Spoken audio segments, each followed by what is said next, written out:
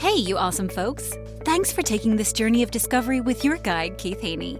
You're listening to the Becoming Bridge Builders podcast, your favorite podcast for everything from racial reconciliation to education innovation, justice reform, and leading change in the 21st century.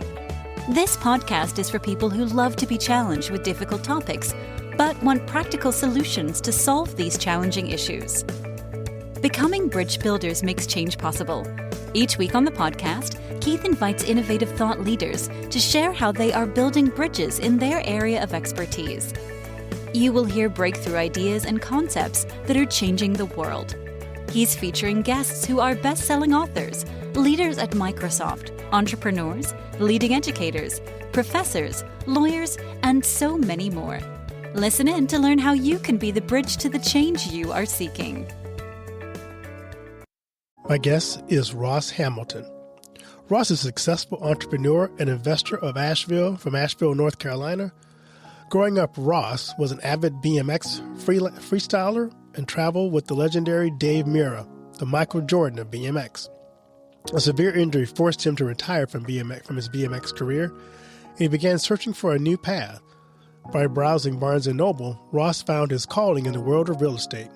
In short, Ross had amassed a portfolio of 50 residential properties in Wilmington, North Carolina. Just before the real estate crash of 2018, Ross began selling off some of his properties, taking the profits to create Connected Investors, a social network for the real estate investor and private lenders. Ross's tech company was eventually sold to First American for nearly $100 million. Ross's new mission is centered around helping advancing the technology and finance to solve the problems of affordable housing around the U.S. through nonprofits. We welcome Ross to the podcast. Well, it's so good to have Ross on. How you doing today, Ross? I am 10 out of 10. Really excited to be here. Well, it's good to be there. I'll be here with you. Yeah. I like to ask my guests a question to kind of get to know you a little bit better, and a kind of a warm-up question, although some people say it's not really a warm-up question. But what's the best piece of advice you've ever received?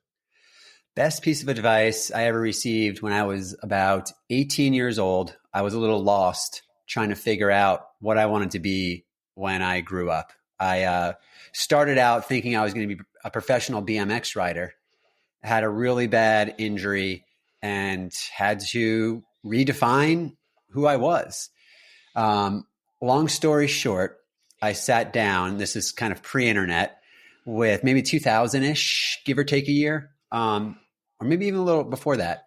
I sat down with the most successful people I could, and I asked them, if you were my age, knowing everything you know now, what would you do?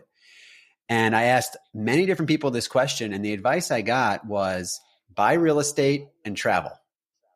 Wow. I mean, think about this. If you buy real estate when you're really young, if you had bought every house you could when you were 18, 19 years old, where would you be today? And right. Traveling when you're young is a lot different than traveling once you have responsibilities other than just survival. So that was some good advice. And I followed that to a T. You know, I started virtually investing in real estate, traveling all around the world, kind of opening my eyes, getting out of the bubble that the United States puts around you. And it really opened up my mind and helped me make a lot of money because I got into real estate. I did my first house when I was still 18 years old. Wow. I'm always curious about people on their journey. Who are some people along the way who serve to inspire you? Oh, man. You know, my competition. Okay. I wouldn't have said that maybe, a few years ago, but when I've been looking back over my life and my business career, and I recently had a huge exit, it was really my competition that drove me to be better. Call them like a nemesis or whatever it might be. Just that thorn in your side, right? That was part of that. There was a lot of motivation there for me. Now, don't get me wrong. I had some fabulous mentors in my life. I always surrounded myself with people that were light years ahead of where I was, and their help has been instrumental. but I just wanted to really touch on how important it is to have a competitor and to have people that you're competing with, whether it's directly in a positive way, in a co-opetition way. There's all sorts of different ways to have other people help you get the best out of yourself. I love that. So tell us your journey. We talked a little bit about the BMX thing, but give us the rest of your story. Yeah, absolutely. You know, I started riding BMX at a very young age, and then I was very fortunate. We had Dave Mira, who is like the Michael Jordan of BMX, moved to my town and opened up a skate park when he was still under the radar. He wasn't, X Games was just kind of coming out, really. He wasn't mainstream. He was just a normal guy that was really good at riding bikes that wanted to build a skate park. I got to hang out with him. I got to help him build his skate park. I was his employee for a short period of time. Wasn't a very good employee. That's another podcast. But I got to spend time with this individual. And without even knowing what the word mentor was, he was my first mentor. And what he did for me, without even knowing he was my mentor or officially coaching me, is he made the impossible possible. He would do tricks that I did not think were possible earlier that day. So what that started to do was it started to help me condition my mind to what was possible and help me break through some of those limiting beliefs, because in extreme sports or business or just survival in the corporate jungle, there is most of the obstacles are between your own ears. You can find things that symbolize them that are in the real world, but it always really comes down to you and what you're going to do about it and how you're going to react.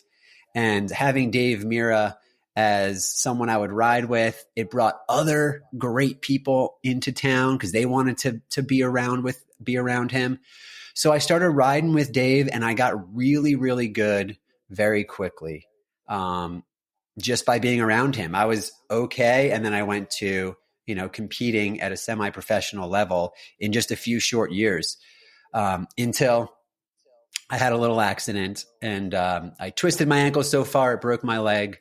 I could feel the weight of my foot on my skin, which sorry for the graphic exclamation. Yeah, it was one of those moments I'll never forget. And it put me out of competition status for a long time. And when I came back, I was kind of at that pivotal age to where I had to either double down on BMX or figure out what I wanted to do when I grew up, which ties us back to what I was talking about earlier. I had no idea what I wanted to do. I was broken physically, mentally a little bit, because my whole identity was around BMX, and also financially. So, starting off with nothing makes it easy to risk it all. Right. And I just started talking to people and trying to surround myself with other Dave Miras, with other people that were where I wanted to be. And, and I found real estate at a very young age. I went from doing flips on my bike to flipping houses, and it became everything I was doing back. How you do anything, Keith, is how you do everything, right? When I rode BMX, if you didn't ride bikes, I didn't really have much to talk to you about. I'm not the most intelligent individual. I have just the right amount of intelligence to where if I focus all of it, I can do really well, but I can't do a lot of things at once. So once I started investing in real estate, that was it. That was who I was. I was a real estate investor. I was going to make it one way or another. It didn't matter. I didn't have any money or connections or, experience. I was going to go get all those things. And I did. And I did very well within, a few year period of time. Anything takes 3-ish years to start unfolding. And I was able to, in my early 20s, have almost 50 properties, 50 rentals that were covering my expenses. Now, don't get me wrong, Keith. I was, robbing Peter to pay Paul. in a lot of the scenarios where I was flipping houses, but I needed a new AC over here and I had credit card debt. So there was a lot of shuffling around, but I was able to build a lot of net worth very quickly through real estate and reach kind of phase one of financial freedom, being I didn't have to work to survive. Now my expenses were low, right?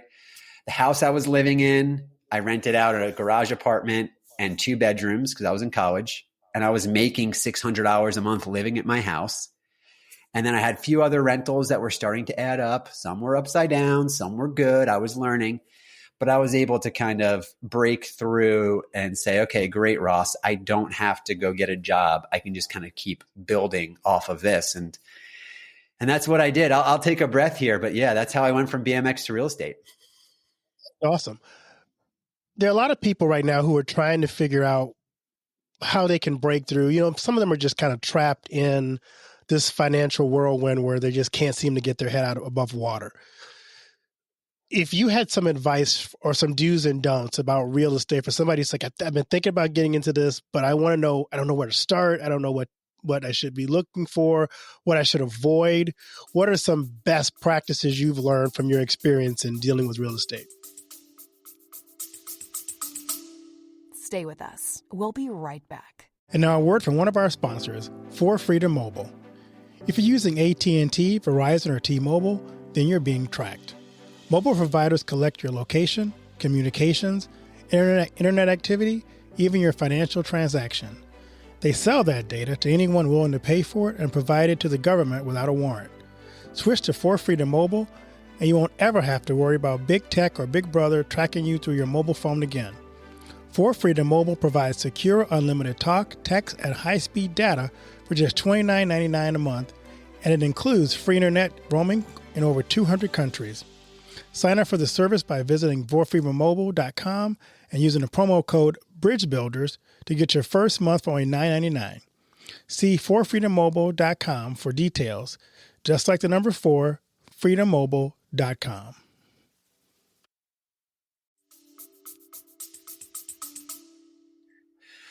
Yeah, that's a fantastic question. And I'll answer that in a few different ways.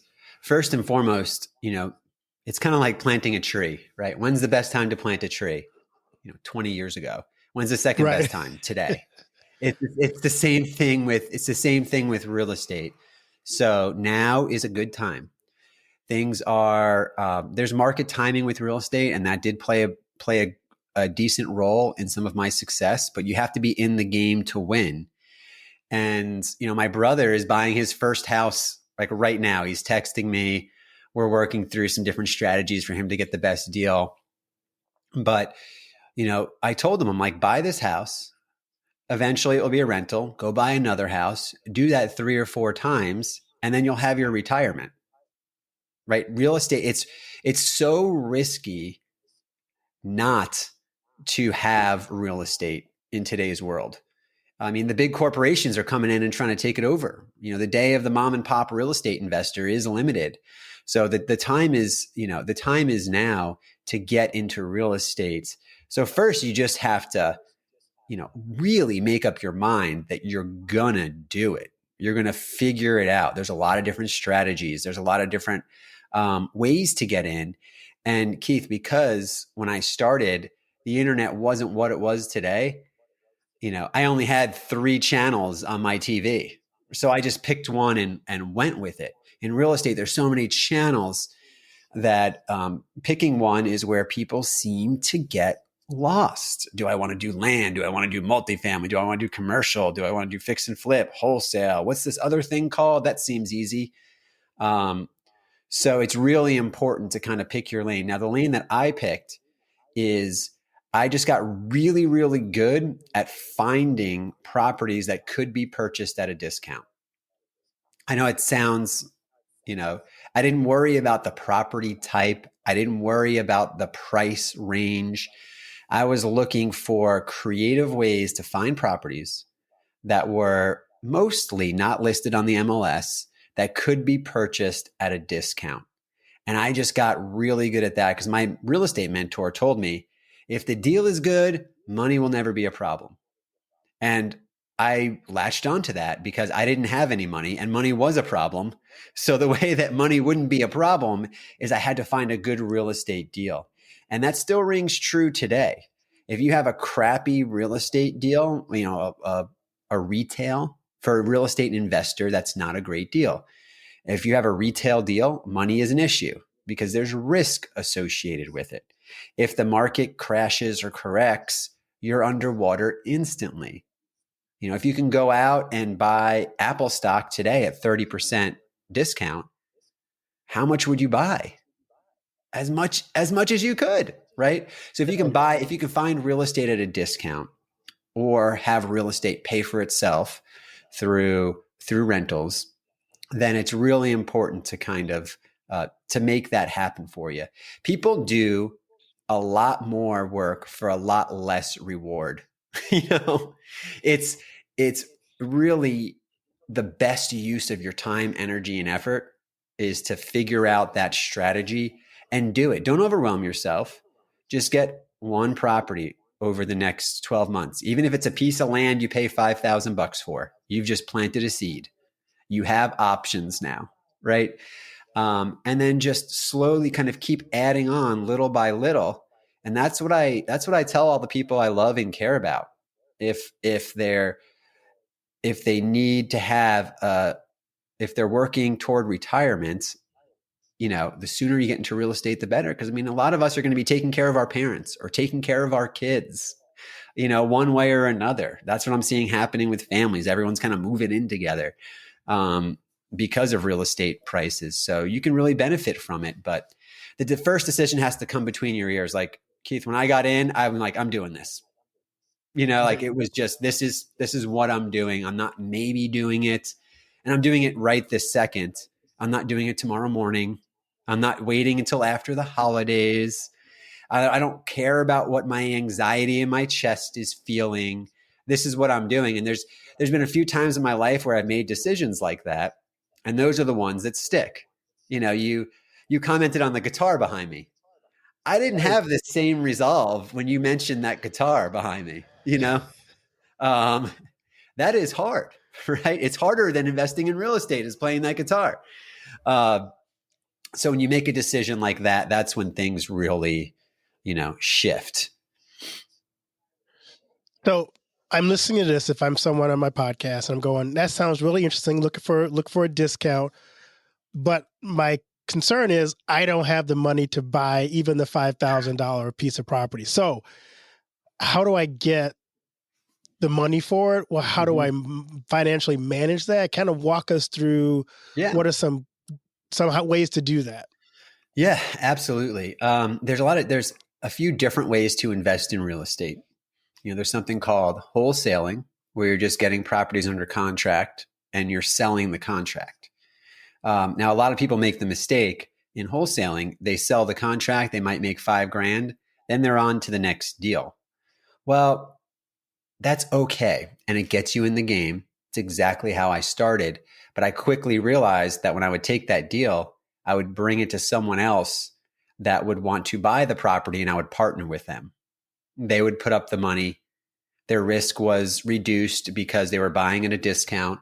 I would help them any way I could, and we become partners in these properties. There's a lot of people that have tons of money just sitting around. They want to get into real estate. They don't know how. So it's not all that difficult to find someone that wants to buy a rental house. And if you bring it to them and can become partners, one of the rentals I did, the most recent one, just sold not too long ago. I brought it to them, wholesaled it to them, made like $10,000. It was their rental property. So they got to keep all the cash flow in the rental property. But then when they sold it, I got a percentage of the property when it sold. Now, that particular seed I planted was like a 15-year seed, maybe longer than that. It was such a long time ago. But you can be very creative in how you partner with people, but you have to bring something to the table. So if you can bring a deal to the table, then you can find kind of the best partner for you. Worst case scenario, you just sell the contract to someone and you say goodbye. But one good partnership, really changes absolutely everything in your life. Someone's like, I'll put up you bring me the deals, I'll put up the money, right?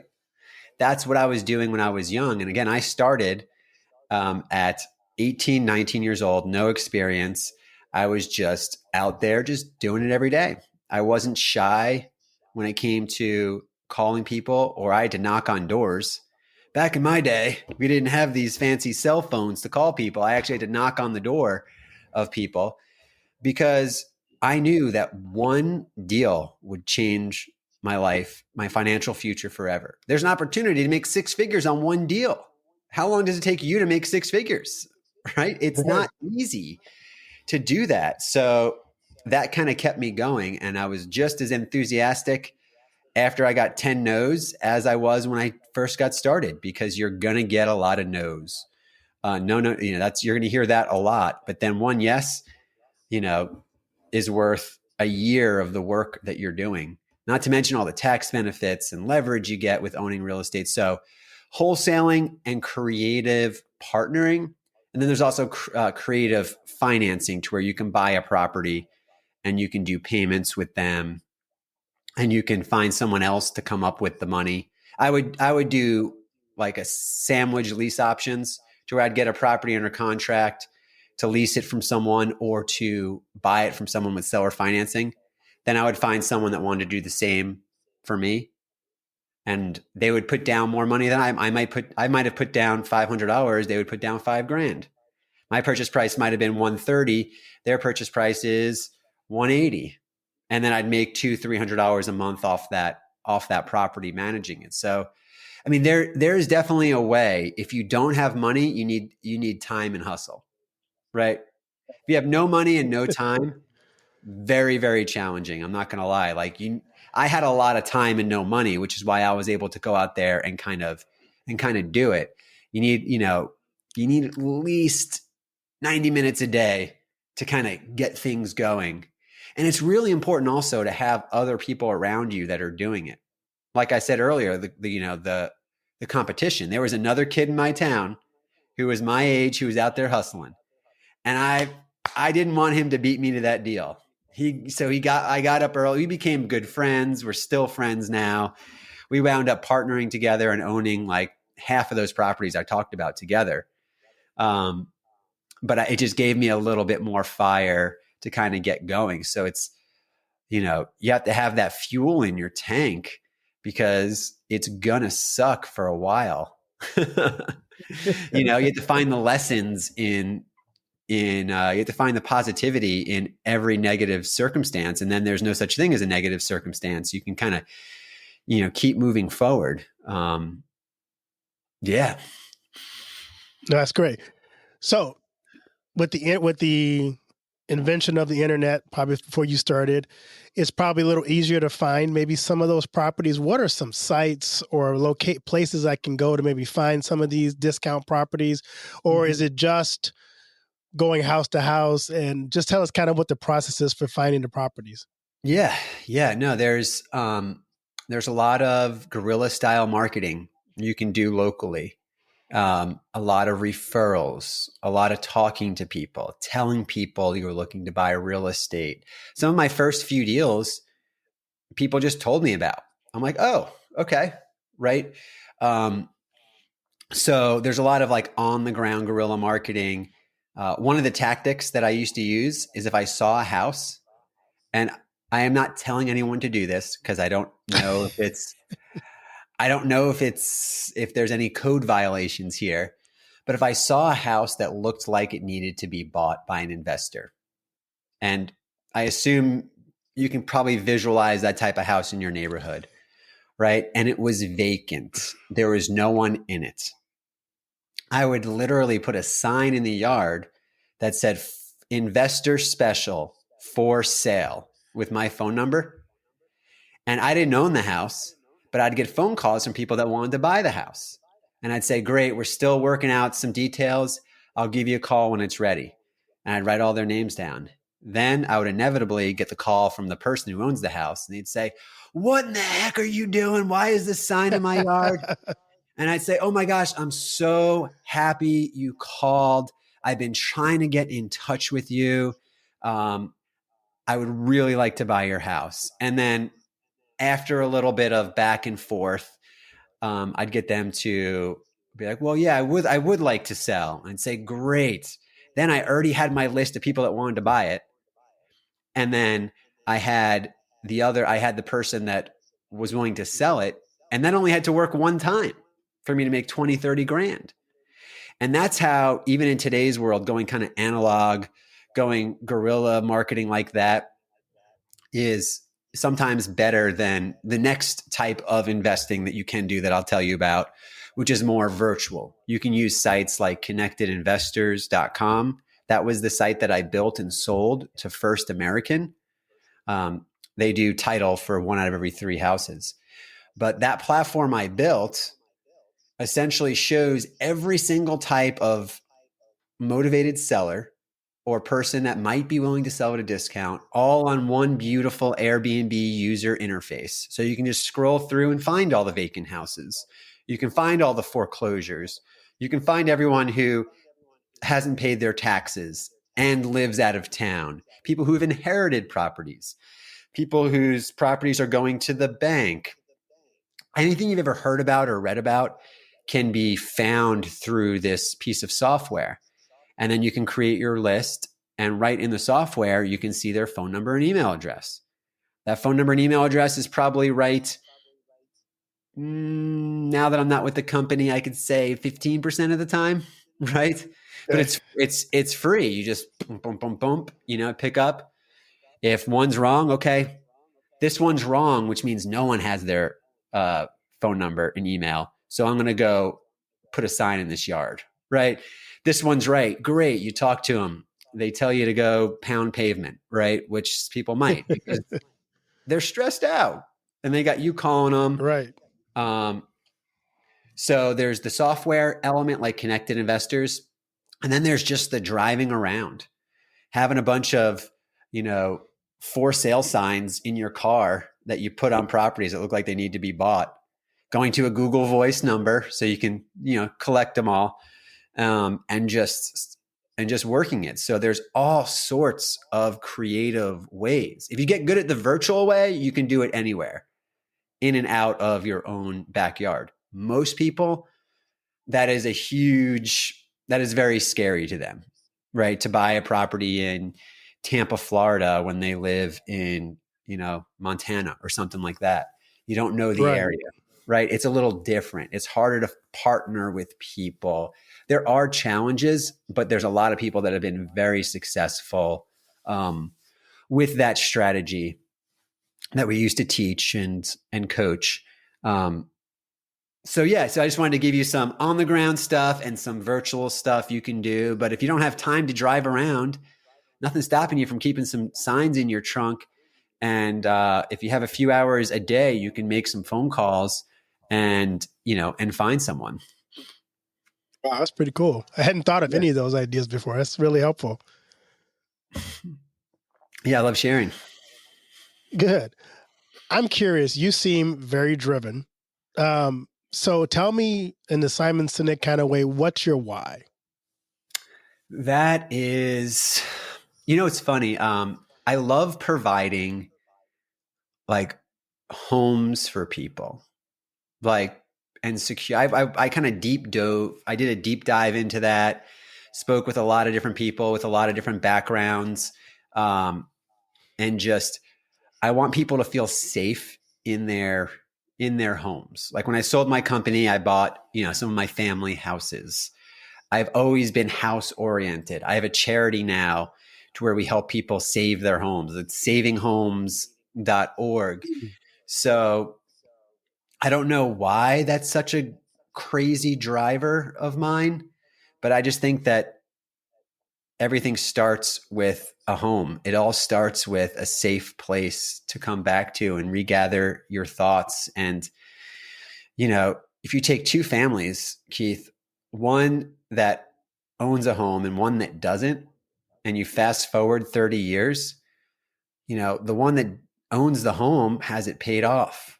They have options. They can take equity lines out. The one that has been renting their whole lives, at some point, the burden's going to fall on their kids to take care of them. Like it's just, the bills never stop. So I just try to grab people by the shoulders and shake them, which is why I'm so happy my brother is finally buying a house. I've been pushing on him as gently as I can for a long time, and he's finally doing it. But yeah, I just want to help people find a safe, secure spot. To call home. Yeah, no, that's great. So tell us more about your charity, Saving Homes. You kind of mentioned it, but tell us exactly what your goal is, your vision is for Saving Homes. Yeah. Well, I got my start in real estate, kind of knocking on doors to people that were in financial distress, trying to find a good house to buy. I would smell the dinner on the table. I would see the stress in their eyes. And I always wished I could just help them in kind of a different way. So after I sold my company and I was kind of, I was able to retire several generations of my family, I wanted to give back. So Saving Homes helps individuals that are on the verge of losing their homes, save them through very simple but clever practices. The same way that I was buying and flipping real estate when I first started, I'm now using a version of that to help people save their homes. Now, when I looked at what I could do with my influence and my money, I have a lot of influence in real estate. I know real estate. So what Saving Homes does is unique in the fact that every time we save a home, the money that we use to save that home comes back to Saving Homes eventually. So when I made a huge donation to Saving Homes, I got excited because I knew that donation was going to help, dozens of people, and then help another few dozen and another few dozen. And it was going to echo throughout generations. And as someone who gives to charity, I like to know that my money is being well used. So Saving Homes helps people avoid foreclosure is the first spot that we're starting. Once their home is stable in the future, when it is sold or refinanced, no pressure, the money that Saving Homes gave them comes back to Saving Homes. No interest, nothing. It's just, you need 10 grand, here's 10 grand. We give them financial counseling and mentoring to help make sure they don't make that same mistake. But we want to make sure that the home stays with the family. It's probably the best asset they're ever going to have. They probably have an interest rate at 3% that they're never going to get again. So we want to make sure to save that home. And, yes, there's people fall into foreclosure for all sorts of different reasons, but the number one reason is an unforeseen medical bill. It's not if any of us are going to have a medical issue, it's just when. And then how big of a hit is it going to be? And we try to focus on homes that have children in it, just to make sure that the kids can stay in their home. They don't have to lose their neighbor who's their best friends. They don't have to change school districts. Rentals are more expensive than the house they're in. So they don't have to move in with a friend and give away their dog. And it's just, the ripple effect is horrible. And, there's a lot of studies from the last big foreclosure wave, and just the mental health, the spousal abuse, the substance abuse that happens when people kind of get ripped from their homes is,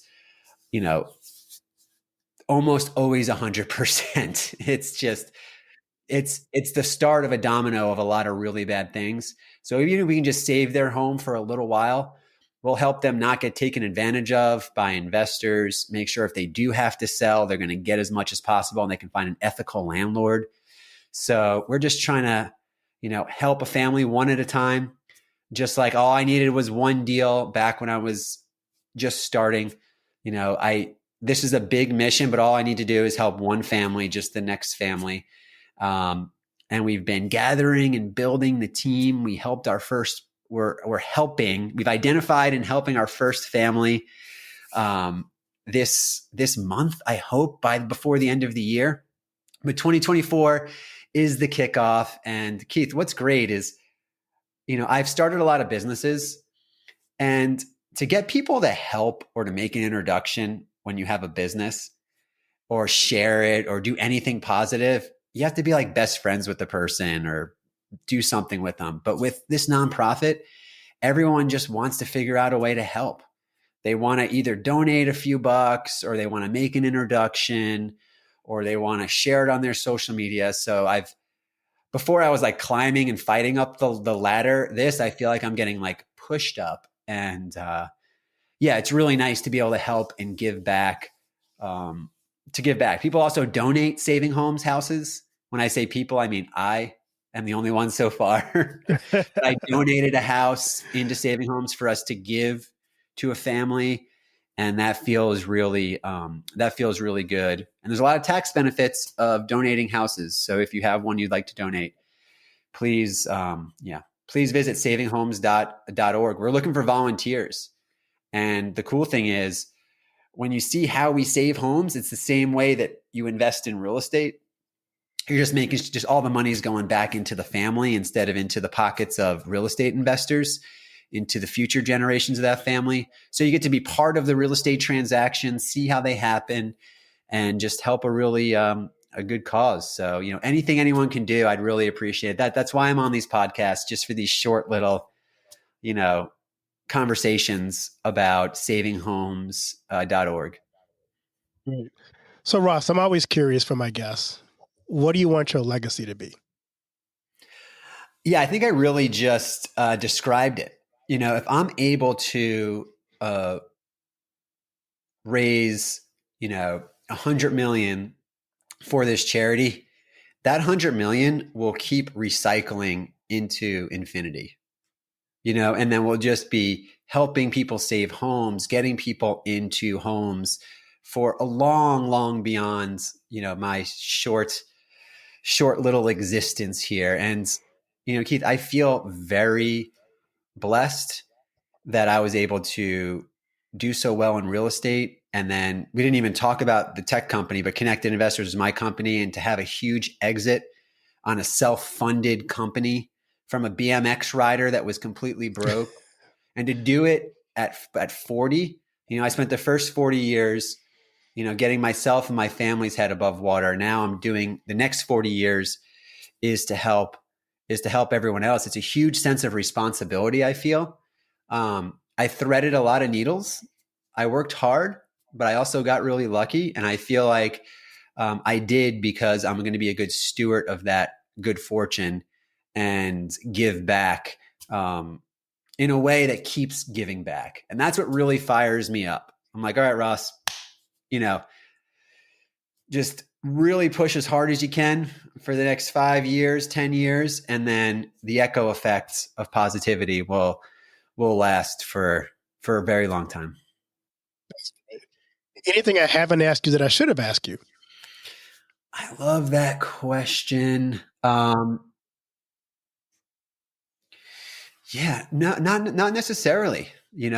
I hope that, the people that watch this just really take away that real estate investing is, you can find a way. It's not going to be easy. And just really remembering, how you do anything is how you do everything. The way I got good at BMX was I found the best, surrounded myself with those people. The way I got good at real estate, the same way. The way I got good at tech, the same way. The way that I'm getting into the charity is the same way. So it's really important to surround yourself with people, especially in this digital age. It's been very interesting to change that and to keep some of the old, at the same time. So there is a path forward for you from wherever you are to wherever you want to be. You're going to be tested. You are going to be challenged. Enjoy those challenges, because that's why we're here, to go through those challenges. The result, I've been broke and I've been ridiculously wealthy, and I'm still the same person inside. So, money doesn't solve it. Your perspective will solve a lot of what you have going on that you're pushing through more than anything else. That's awesome, Ross. Where can people find you and connect with you on social media? I had to disconnect from social media for a little while, just to kind of recenter myself. but the best way to connect with me, I can actually, what I'll do is I used to sell a lot of courses and books on how to invest in real estate and the proper habits of a successful entrepreneur. When I sold my company, I'm not allowed to sell information anymore, but I am allowed to give it away. Oh, So cool. all the stuff I used to sell, I'll give away. You can just email me. And you don't have to, you can send me a note and say, hey, Ross, whatever, but you can just say, send me the stuff if you want. And then I'll send you back links to all the stuff I used to sell. So if you want to learn how to invest in real estate, if you want to get books, I wrote the book, The Inside Guide to Funding Real Estate Investments, that has, all the principles that I used. And, it's funny. I used checks as bookmarks. These are just rental checks. These are just the checks that come in every month, whether I get up or not. That one's $2,600. That one $250. This one's $3. This one's my book royalty, $3. Oh, okay. See how good my book is selling. There you go. If you want to be rich, don't write a book. Buy real estate. $3 a month, Keith. That's going to keep me going right there. I'll tell you that much. Well, I know my book royalty was $26 for 3 months. So you go. Oh, good job. Good job. No, but my email address, maybe put it in the show notes, but it's Ross at successcap.com. That's the one I have set up for this. Ross at successcap.com. Shoot me over an email. I'll shoot you back everything. But you can also visit the website, savinghomes.org. If nothing else, just go there to scroll around, just to get the site a little bit of traffic. It helps. Learn a little bit, reach out. All those forms are going to me direct. So I will get back in the order in which messages are received. Well, Ross, thanks so much for spending the time and giving us some real good insights, because I think my hope is that people who are looking to create for themselves and for their families a generation of they can pass down to their kids and grandkids, this is how you can do it. So I'm so glad you come on and give us some insights about real estate. Yeah, hopefully we built some bridges today, right? Thanks for having me.